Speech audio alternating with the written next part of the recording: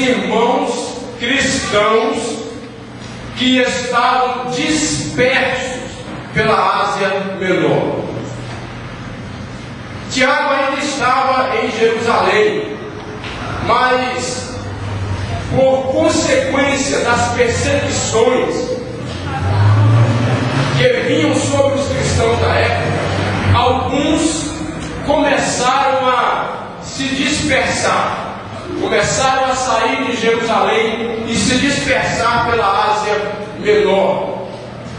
Logo, aqueles irmãos entraram em várias cidades da Ásia Menor, como Éfeso, Tessalônica, Corinto, Filipos, enfim, havia muitos irmãos que reuniam-se, congregavam em algumas casas e que saíram de Jerusalém, alguns judeus convertidos e outros não judeus, gregos, considerados gentios, bárbaros.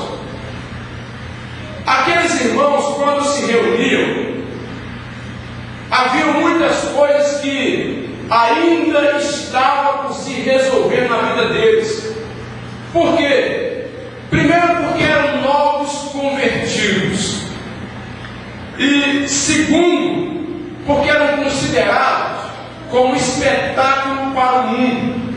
Ou seja, segundo os pagãos, segundo os que estavam de fora, aqueles irmãos eram adeptos de uma nova religião, de uma nova seita, novos dogmas de vida, novas práticas de vida que surgiram.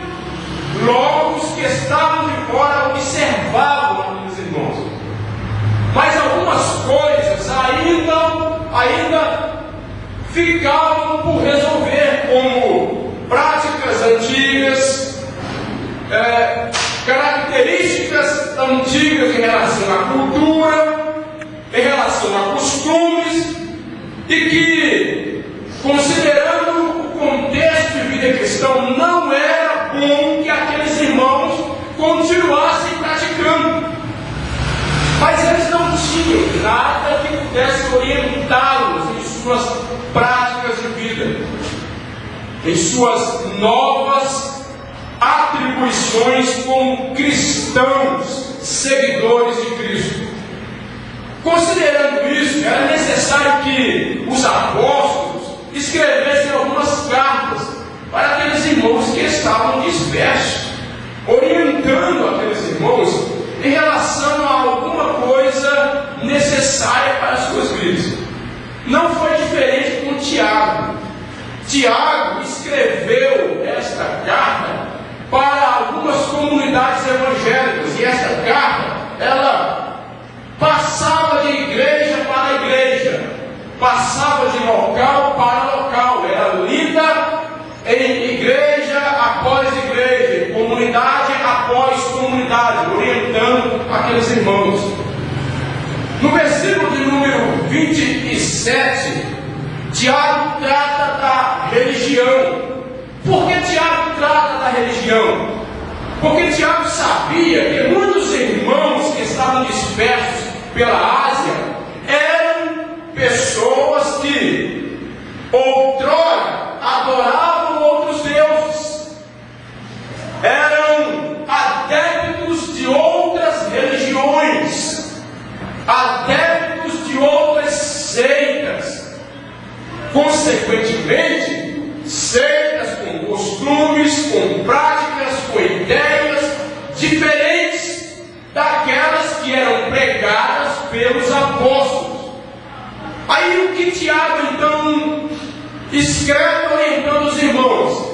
Ele diz: olha, a religião verdadeira, ela não consiste naquilo que vocês já entendiam como religião.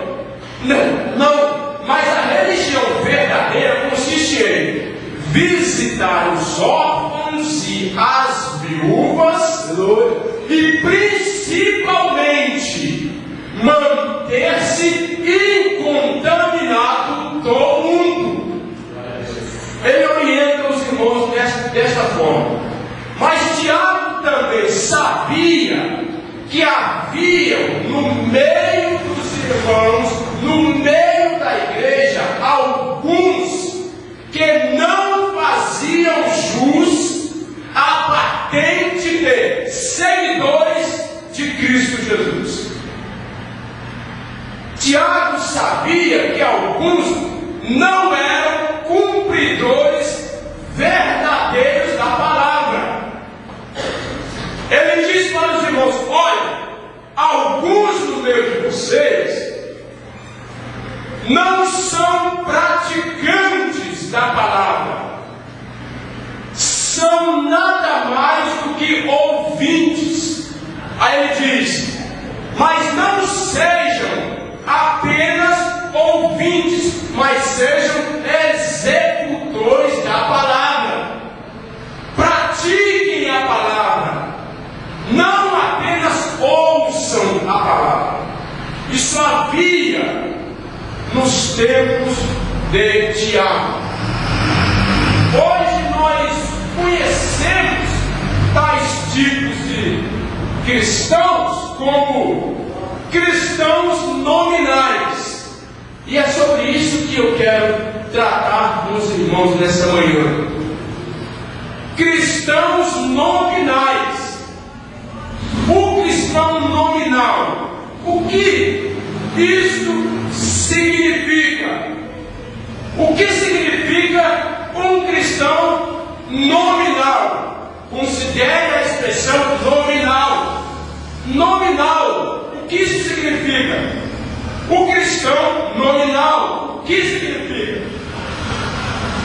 Nada mais, nada menos do que aquilo ou aquele que faz jus somente ao nome, mas não pratica de forma real. Ou seja, é aquilo que existe só no nome. Não há realidade que dê base ao nome que aquele ou aquela carrega. Isto é um cristão nominal.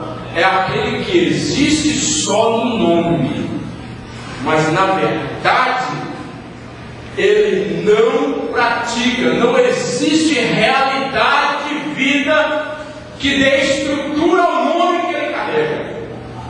Em nosso contexto, seguidor de Jesus Cristo. Hoje em dia, amados irmãos, fazer parte de uma igreja é bom. Isso ocorre em nossos dias de forma efetiva, ou seja, todos os dias